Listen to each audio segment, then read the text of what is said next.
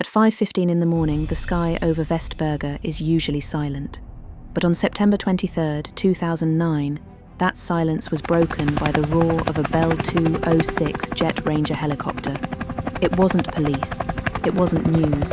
It was hovering directly over the G4S cash depot, the single largest repository of cash in Sweden.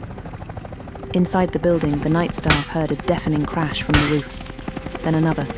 Then the ceiling shattered. 3 men in black tactical gear dropped onto the floor of the counting room. They carried assault rifles, explosives, and empty bags. They weren't there to rob a bank. They were there to steal the money before it got to the banks. This is the story of the Västberga Helicopter Heist, the most spectacular robbery in the history of Scandinavia.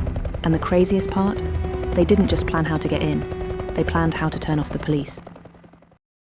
To understand how insane this plan was, you have to understand the target. The G4S depot wasn't a branch office. It was a fortress. It held the cash supply for ATMs across the entire country. The walls were concrete, the windows were bulletproof, the doors were timed. A ground assault was suicide. The police response time in Stockholm is less than 10 minutes. You would be trapped before you even opened the first safe. But the criminal underworld in Sweden had changed. In the 90s, the Yugoslav wars sent a wave of paramilitary veterans into Northern Europe.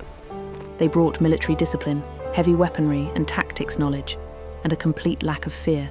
At the center of this web was a man named Goran Bojovic.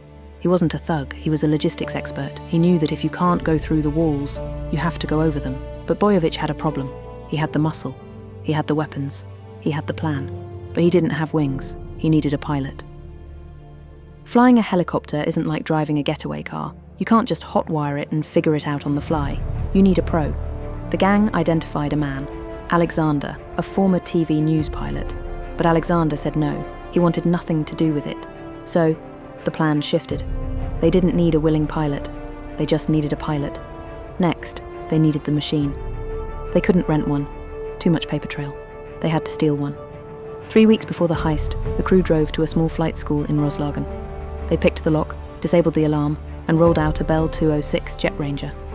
They didn't fly it away immediately, that would trigger radar. Instead, they loaded it onto a truck and drove it into the deep woods south of Stockholm. For weeks, the helicopter sat under a camouflage net in the forest, waiting. The getaway vehicle was ready, but there was still one massive threat remaining. The Swedish police have their own helicopters. If the police got airborne, the Jet Ranger would be shot down in minutes. So Bojovic came up with a solution that was pure genius. He wouldn't fight the police. He would ground them.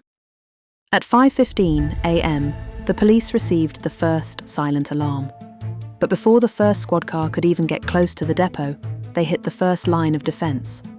The gang had scattered caltrops, heavy-duty metal road spikes, across every major access road leading to Västberga. Police cars blew out their tires blocks away from the scene. They were forced to approach on foot. But the real checkmate was happening across the city. As the alarm went out, the police pilots scrambled to their station at Mittinge. They were the only ones who could catch a Jet Ranger. But when they reached the hangar doors, they froze. Sitting right in front of the entrance was a box with wires and a timer. A note on the side simply said, "Bomb." The entire Swedish police air wing was grounded by a decoy. The sky belonged to the thieves. On the roof of the depot, the clock was ticking. They had exactly 20 minutes before the National Task Force would figure out a way to storm the building. They used sledgehammers to smash through the reinforced glass pyramid on the roof. But they hit a problem. There was too much money. The Bell 206 is a light utility helicopter. It has a weight limit. The thieves began frantically hoisting bags up the rope, but they had to leave millions behind on the floor simply because the chopper wouldn't be able to lift off. At 5:35 a.m., overloaded and running on adrenaline, the pilot pushed the throttle.